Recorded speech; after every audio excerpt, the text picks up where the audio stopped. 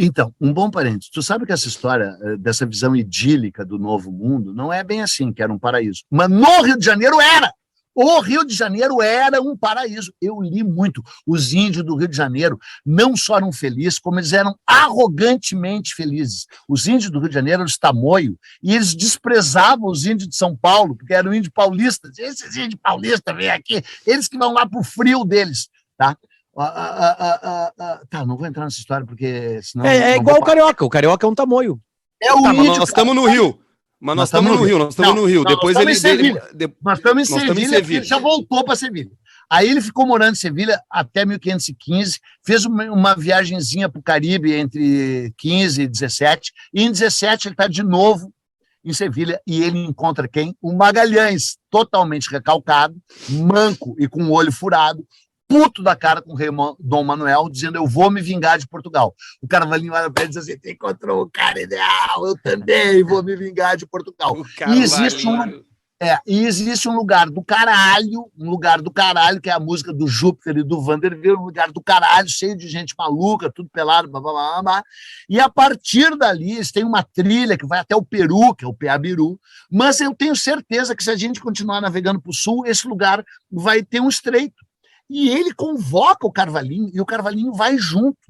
E aí são 3 portugueses, um deles aparece na série. É o Magalhães, que é português, o Diego de Barbosa, que é um cosmógrafo brilhante, e o Carvalhinho, que é um canalha, um playboy canalha, assim, de gangue. Carioca. Tá? Carioca. E os espanhóis, de fato, odeiam eles, entendeu? E eles conseguem o comando da expedição. E aí o Carvalhinho diz: primeira parada, Rio de Janeiro. Claro, primeira parada, as Ilhas Canárias, óbvio, mas daí é só uma escala. Era um voo Sevilha-Rio de Janeiro com escala nas Canárias. Aí eles saem, vão nas Canárias, aí a série mostra os portugueses perseguindo eles, atirando, o que não aconteceu. Eles têm que desviar das frotas portuguesas que patrulhavam aquela área, mas não são atacados por ela, como a série mostra. E eles chegam, no Rio de Janeiro, no dia 21 de dezembro de 1519. Um pouquinho antes dos fogos do Réveillon em Copacabana. Eles que lançam os fogos de Réveillon. No Réveillon, eles inventaram o Réveillon em Copacabana em 1520. E aí o Pigafetta, que é essa história. Eu sou o editor do diário de bordo do Magalhães, que é escrito por um italiano chamado Pigafetta, que era o representante do núncio papal. Ele era o representante do Vaticano, conseguiu se escalar, que nem o Arthur já viu e a série mostra. Ele era tipo Peninha, assim. Sabe amarrar sapato? Não. Sabe tomar sorvete sem ser na testa? Não. Sabe bater palminha? Não. Tem força muscular? Não. Mas para que tu serve? Eu escrevo. E foi assim.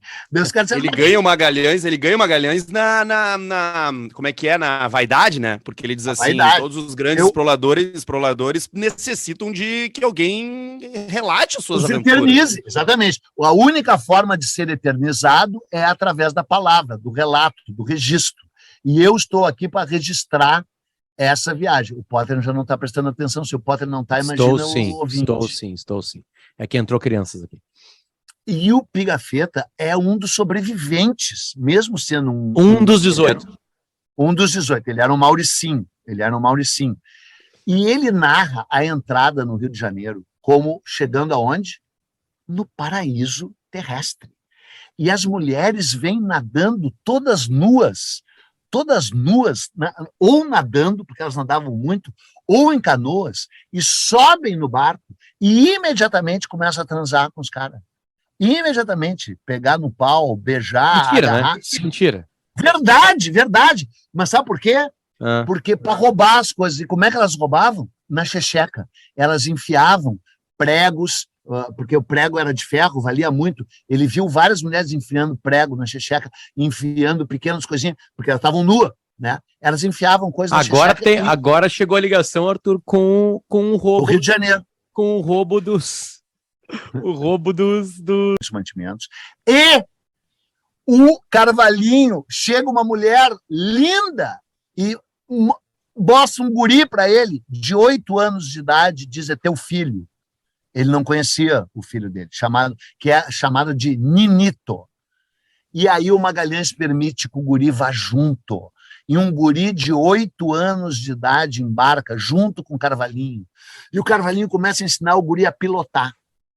Cara, e esse sim é o primeiro carioca, né? Filho de português. Esse é o primeiro carioca. O Ninito é o primeiro carioca. Ninito. Tu vai ver o fim dele, é horrível. Aí, bom, aí eles vão indo, né?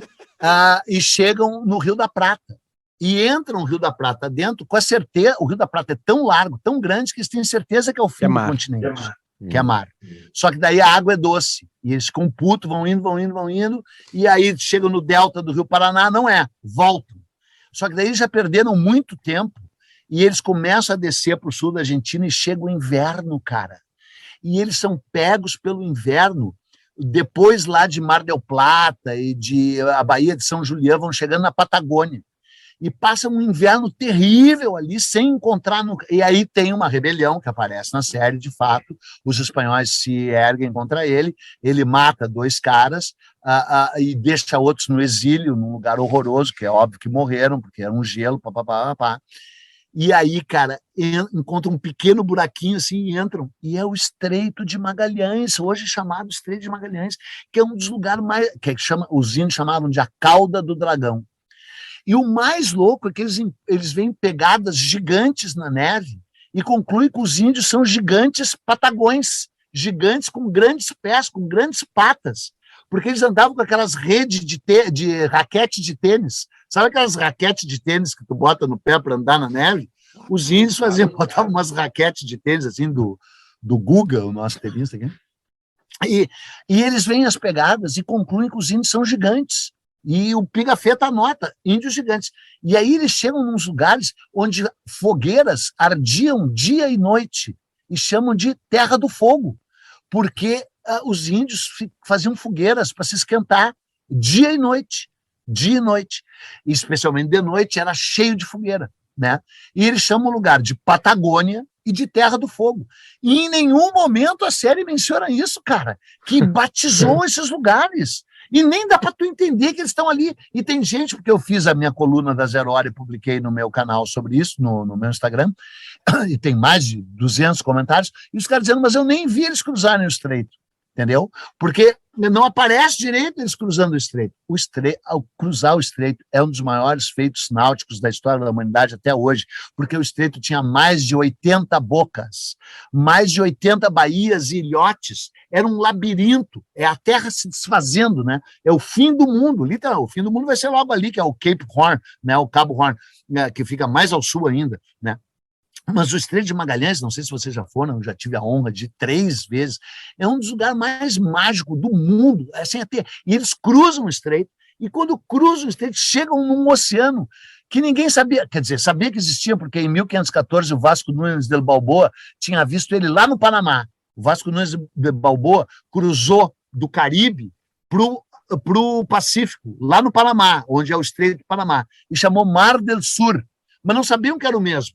Então, eles chegam num oceano gigante e eles pegam uma calmaria de 3 meses, onde eles têm que comer os cintos, a sola das botas, o cadarço das botas. Um rato valia 1 ducado. 1 ducado é 4 gramas de ouro. Quem encontrasse um rato, às vezes nem comia, vendia por 4 gramas de ouro. Não tinha absolutamente nada para comer, é uma zona sem... Os peixes ficam muito fundo, os cardumes ficam muito no fundo, não tem como pescar, pesca de superfície ali. Eles ficam 3 meses sem água, sem comida, e como é uma calmaria gigante, eles equivocadamente chamam esse oceano de Pacífico. Mas o Atlântico é uma criança dócil. O Atlântico é o Santiago, é uma criança dócil de 4 anos, é um oceano criança. O Pacífico é um adolescente, é um pós-adolescente, é o Mike Tyson, é um pós-adolescente cracudo, violento, querendo te agredir. O Pacífico não tem nada de Pacífico. O Pacífico é um oceano terrível, um oceano violentíssimo, com grandes tempestades. Só que eles pegaram uma tempestade, uma calmaria, e chamaram de Pacífico. E aí eles vão navegando, e depois 3 meses de calmaria, e depois mais 2 meses até encontrar a primeira terra. E chegam onde hoje mais ou menos é as Filipinas. E descem, e vão enfrentar os índios. E aí o Arthur conta. Eles encontram quem? Eles